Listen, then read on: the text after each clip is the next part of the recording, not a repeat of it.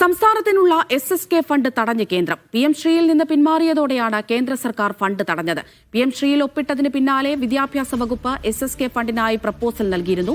വിദ്യാഭ്യാസ മന്ത്രി V. ശിവൻകുട്ടി കേന്ദ്ര വിദ്യാഭ്യാസ വകുപ്പ് സെക്രട്ടറിയുമായി ചർച്ചയും നടത്തി. 971 കോടി രൂപയാണ് കേന്ദ്രം നൽകാനുള്ളത്. വിജിൻ വായാന്തോട് തിരുവനന്തപുരത്ത് നിന്ന് വിവരങ്ങൾ നൽകാനായി ചേരുന്നുണ്ട്. വിജിൻ, 971 കോടി രൂപയായിരുന്നു ഇതിൽ ഒപ്പിട്ടതിലൂടെ കേരളത്തിന് ലഭിക്കേണ്ടിയിരുന്നത്. ഇപ്പോൾ കേന്ദ്രവും പിന്മാറുകയാണ് എന്ന് മനസ്സിലാക്കുന്നു. നമുക്കറിയാം കേരളത്തിൽ ഇതേ തുടർന്നുണ്ടായ വിവാദങ്ങളും ചർച്ചകളും എല്ലാം തന്നെ. പക്ഷെ അപ്പോഴും നമ്മൾ അതിൽ നിന്ന് പിന്മാറി എന്ന് പറയാൻ കഴിയില്ല. പിന്നെ എന്തുകൊണ്ടാണ് കേന്ദ്രത്തിന്റെ ഈ ഒരു നിലപാട്?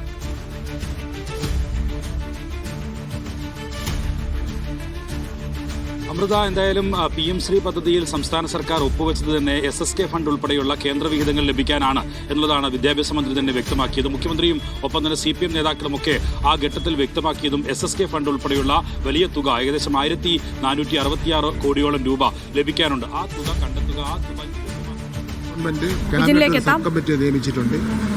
സബ് കമ്മിറ്റി ചെയർമാനാണ്. അതിന്റെ യോഗം ആദ്യം ചേർന്നിട്ടില്ല. അത് കൂടി തീരുമാനിച്ച ശേഷം മറ്റു കാര്യങ്ങളിലേക്ക് പോകും. നമ്മൾ ഈ കത്ത് എപ്പോഴത്തേക്ക് അയക്കാനാണ് കേന്ദ്രത്തിന്? അത് ക്യാബിനറ്റ് കഴിഞ്ഞില്ലല്ലോ. അതിനിപ്പോ അതിന്റെ കാര്യങ്ങൾ നടന്നുകൊണ്ടിരിക്കും. അപ്പൊ ഈ ഫണ്ട് തടഞ്ഞു, ആ ഫണ്ടിന് കിട്ടില്ല, അതിനെപ്പറ്റി പ്രചരണമുണ്ട്. അത് ആ ഫണ്ടിന് എന്തെങ്കിലും ഹോപ്പ് വെക്കണോ? ഇനി അതിന്റെ പ്രചരണം മാത്രമാണ്. ഫണ്ട് കിട്ടാൻ സാധ്യത അല്ലെ SSKയുടെ ഫണ്ട് നമ്മൾ വാങ്ങാൻ വേണ്ടിയുള്ള ശ്രമം നടത്തും. അപ്പൊ ഇനി കേന്ദ്രമന്ത്രി ഒരിക്കൽ കൂടി കാണുന്നുണ്ടോ? ഞാൻ 10-ാം തീയതി അവിടെ ലേബർ മന്ത്രിമാരുടെ യോഗം ഡൽഹിയിലുണ്ട്. അന്ന് ഞാൻ ഡൽഹിക്ക് പോകുന്നുണ്ട്. അന്നൊരു കൂടിക്കാഴ്ച പ്രതീക്ഷിക്കും. അന്നൊരു കൂടിക്കാഴ്ച നടത്താൻ ശ്രമിക്കുന്നുണ്ട്. അപ്പോൾ ഈ കഴിഞ്ഞ ധീരജ് സാബ് IAS നടത്തിയ കൂടിക്കാഴ്ചയിൽ എന്തെങ്കിലും മറുപടി അവരുടെ ഭാഗത്തുനിന്ന് ഉണ്ടായിട്ടോ? അവർ വളരെ പോസിറ്റീവാണ്. SSK ഫണ്ടുമായി ബന്ധപ്പെട്ട് എന്തെങ്കിലും രേഖകൾ സമർപ്പിക്കാനോ മറ്റു കാര്യങ്ങൾ? അത് സാധാരണഗതിയിലുള്ള ഒരു പ്രോസസ്സാണ്. എത്രയും വർഷക്കാലമായിട്ടുള്ള ഒരു നടപടിക്രമം ഉണ്ടല്ലോ. അത് ഇതുമായിട്ടൊന്നും യാതൊരു ബന്ധവുമില്ല. സബ് കമ്മിറ്റി, അതായത് 7-അംഗ സമിതി, ഉപസമിതി എന്തെങ്കിലും യോഗം ചേരാനായിട്ട് എന്തെങ്കിലും തീരുമാനം അതിന് മുഖ്യമന്ത്രിയെ കണ്ട് ചോദിക്കും. മുഖ്യമന്ത്രിക്കെതിരെ ഇന്നലെ ഒരു മോശം പരാമർശം PMSL ലീഗ് നേതാവ് നടത്തിയിരുന്നു, ശ്രദ്ധിച്ചിരുന്നു. അത് കേരളത്തിന്റെ മുഖ്യമന്ത്രിയെ സംബന്ധിച്ചിടത്തോളം സലാം അങ്ങനെ ഒരു പ്രസ്താവന നടത്താൻ പാടില്ലാത്തതാണ്. സാധാരണഗതിയിൽ മുസ്ലിം ലീഗിന്റെ നേതാക്കന്മാരൊന്നും ആ നിലയിലുള്ള പ്രസ്താവന നടത്തുന്നതല്ല. സലാമിന്റെ സംസ്കാരം പുറത്തെടുത്തു എന്ന് മാത്രമേ ഞങ്ങൾ അതിനെ കാണുന്നുള്ളൂ. സലാമിന് മറുപടിയും കൊടുക്കുന്നില്ല.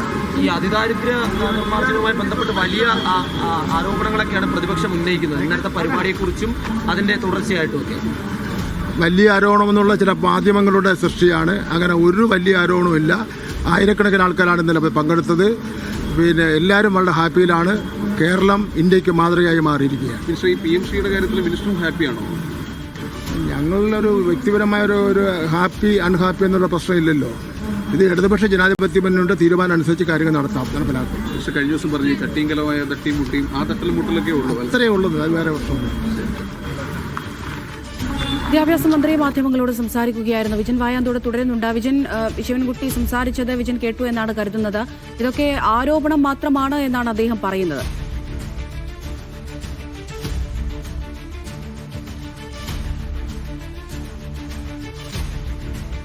അത് കേട്ടില്ല. വിജിൻ, ഈ SSK ഫണ്ട് തടഞ്ഞ കേന്ദ്ര നിലപാടിനെ കുറിച്ച് ചോദിച്ചപ്പോൾ അതൊക്കെ ആരോപണം മാത്രമാണ്, വീണ്ടും കേന്ദ്ര മന്ത്രിമാരുമായി സംസാരിക്കുമെന്നൊക്കെയാണ് മന്ത്രി പറയുന്നത്. അപ്പോൾ അങ്ങനെയല്ല, ആ ഒരു തീരുമാനത്തിലേക്ക് കേന്ദ്രം എത്തിയിട്ടില്ല എന്നാണോ മനസ്സിലാക്കേണ്ടത്?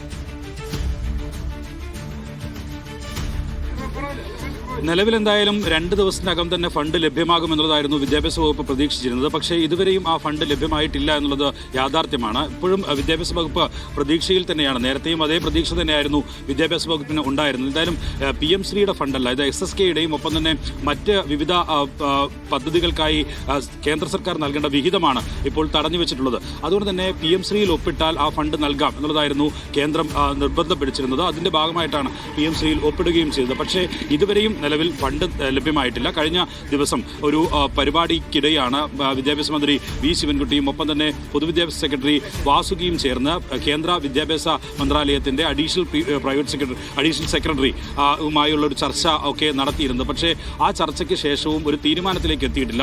2 ദിവസമായി ആ ചർച്ച കഴിഞ്ഞിട്ട് ഫണ്ട് ലഭ്യമാക്കാം എന്നുള്ളത് തന്നെയാണ് ആ ഘട്ടത്തിലും ഉറപ്പ് നൽകിയിരുന്നത്. പക്ഷേ അതിനുശേഷം മറ്റ് നടപടികൾ ഒന്നും ഉണ്ടായിട്ടില്ല. വീണ്ടും ഒരു റിപ്പോർട്ട് സമർപ്പിക്കാനാണ് വിദ്യാഭ്യാസ വകുപ്പിനോട് കേന്ദ്ര വിദ്യാഭ്യാസ മന്ത്രാലയം ആവശ്യപ്പെട്ടിട്ടുള്ളത്.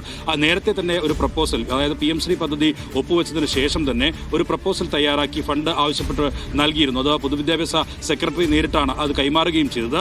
പക്ഷേ അതിനുശേഷം ഒന്നും ഒരു തരത്തിലുള്ള ഇടപെടലും കേന്ദ്ര സർക്കാരിന്റെ ഭാഗത്തുനിന്നുണ്ടായിട്ടില്ല. നിലവിൽ എന്തായാലും PM ശ്രീ പദ്ധതി മരവിപ്പിക്കണം എന്നാവശ്യപ്പെട്ട് ഒരു കത്ത് പോലും സംസ്ഥാന സർക്കാർ കേന്ദ്രത്തിന് നൽകിയിട്ടില്ല. അങ്ങനെ ഉള്ള സാഹചര്യത്തിൽ പോലും ഈ ഫണ്ട് നൽകാനുള്ള തീരുമാനത്തിലേക്ക് കേന്ദ്ര സർക്കാർ എത്തുന്നില്ല എന്നുള്ളത് തന്നെയാണ് പ്രശ്നം. പക്ഷേ ഒരു വലിയ കാര്യം, ഈ കാര്യത്തിൽ കേന്ദ്ര സർക്കാർ ഇപ്പോഴും ഈ കേരളത്തിൽ നടന്ന സംഭവങ്ങൾ ഒക്കെ നിരീക്ഷിക്കുകയാണ്. ആ നിരീക്ഷണത്തിന്റെ ഭാഗമായി ഇവിടെ വലിയ വിവാദങ്ങൾ ഉണ്ടാകുന്നു.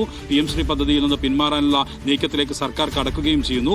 അങ്ങനെയുള്ള ഒരു സാഹചര്യത്തിൽ ഫണ്ട് നൽകേണ്ടെന്ന തീരുമാനമാണ് നിലവിൽ കേന്ദ്ര സർക്കാർ കൈക്കൊണ്ടിട്ടുള്ളത് എന്നുള്ളതാണ് അറിയാൻ കഴിയുന്നത്. എന്തായാലും ഈ ഫണ്ട് ഇതുവരെയും ലഭ്യമാകാത്തത് ഈ വിവാദങ്ങളും ഒപ്പം തന്നെ PM ശ്രീയിൽ നിന്ന് പിന്മാറാനുള്ള സംസ്ഥാന സർക്കാരിന്റെ ഒരു നീക്കത്തിന്റെയും ഭാഗമായിട്ടാണ് എന്നുള്ളത് തന്നെയാണ്